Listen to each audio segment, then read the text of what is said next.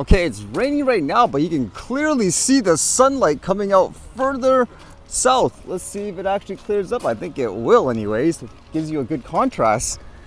And what did I read today? It seems like the dominating news was drone attacks, unfortunately. War's still going around the world, huh? Apparently in Ukraine there was a drone strike and it killed the power, I suppose, for a lot of people. You can read in this announcement here. It says today more than 100,000 people in Mykolaiv were left without heating after a Russian Shahed drone struck the city's critical infrastructure. I was wondering last time what the other drone was, and usually that's the thing that's been in the news, Shahed drones. And it goes on to say, an ordinary Ukrainian city, ordinary civilian infrastructure has nothing to do with hostilities or the frontline situation. This is yet another clear demonstration that Russians are waging war against our people and against the life itself in Ukraine, and they are fighting violently without easing the pressure. Those who genuinely seek peace and prepare for negotiations do not act this way. I even mentioned it the other day. I was just reading some headlines where it says they actually were discussing about like a peace deal of sort anyway. So what's going on? Is it just somebody, for example, says, nope, I want this to continue? So it's kind of weird in that sense, but either way, this thing's been going on forever at this point, huh? Although in lighter news, I was reading how there was apparently fire departments in various areas of the world that are using drones. It just looks kind of interesting whenever I see the hardware. Look at that, huh? So what was this about? This one says, Camp Navajo Fire Department expands capabilities with new drone.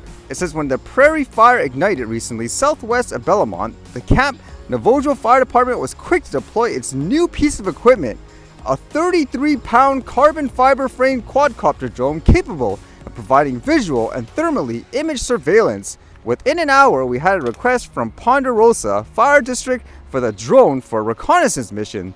Camp Navajo Fire Chief Tim Irwin said, the department has owned the drone for only about a month, but has already seen plenty of flight time. In addition to surveying, the Prairie Fire Department personnel used the drone to monitor prescribed burns on the military reservation in the preceding 2 weeks. Irwin said the department decided to acquire a drone to bolster its wildland fire management capacities after multiple fires over the past few years within the camp's 27,000 acres of Ponderosa pine forests. During the summer months, we get a lot of lightning strikes in the area. Irwin said, we do not have a Forest Service lookout tower located on Volunteer Mountain, and they are able to locate a lot of our smokes or a lot of our fires initially, but unfortunately the tower isn't operational 24/7 or even 7 days a week. Because the department is located within military facility, Camp Navajo serves as a training center for all branches of the U.S. Armed Forces and the Arizona National Guard. The department could only purchase a drone that met Department of Defense procurement standards. Okay, I guess that explains the humongous high-tech looking drone and all that. At first, with that size, I thought it was actually going to fire out things like water and all that, but either way, kind of cool to see again the different types of hardware people are using for the drones. And usually when you're flying drones, depending on the area, you could have unstable connections, such as drones relying on things like GPS. How about this one? It was kind of interesting, I guess, on a different way to manage a drone's navigation system. This one says, engineers enable a drone to determine its position in the dark and indoors. In the future, autonomous drones could be used to shuttle inventory between large warehouses. A drone might fly into a semi-dark structure the size of several football fields, zipping along hundreds of identical aisles before docking at the precise spot where its shipment is needed. Most of today's drones would likely struggle to complete this task since drones typically navigate outdoors using GPS, which doesn't work in indoor environments.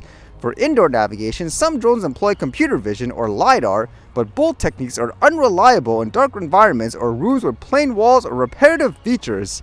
So what is their solution? Apparently it's something called the MiFly. It says in which a drone uses radio frequency waves reflected by a single tag placed in its environment to autonomously self-localize. So are you literally putting another piece of, let's just say, hardware in some area and it uses that as its way to determine where it is? It says because MiFly enables self-localization with only one small tag, which could be affixed to a wall like a sticker, it would be cheaper and easier to implement than systems that require multiple tags.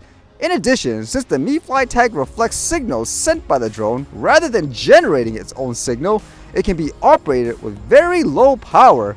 Well, it's kind of interesting in terms of that, I guess, strategy. It says 2 of the off-shelf radars mounted on this drone enable it to localize in relation to the tag. Those measurements are fused with data from the drone's onboard computer, which enables it to estimate its trajectory. The researchers conducted hundreds of flight experiments with real drones in indoor environments and found that MiFly consistently localized the drone to within fewer than 7 centimeters. Yeah, so again, it's kind of interesting to see a different kind of way, I guess, to track the drone's position and all that. It's kind of interesting.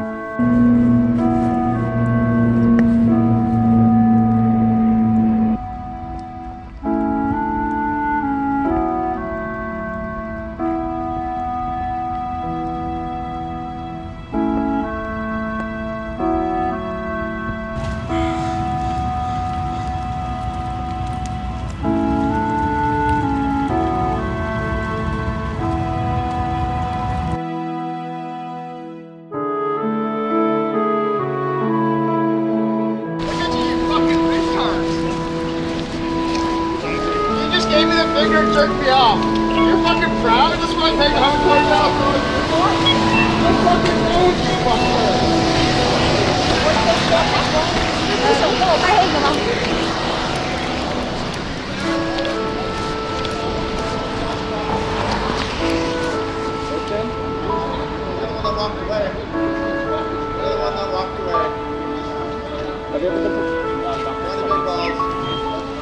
So nice. It's super. This camera like swinging around the corner.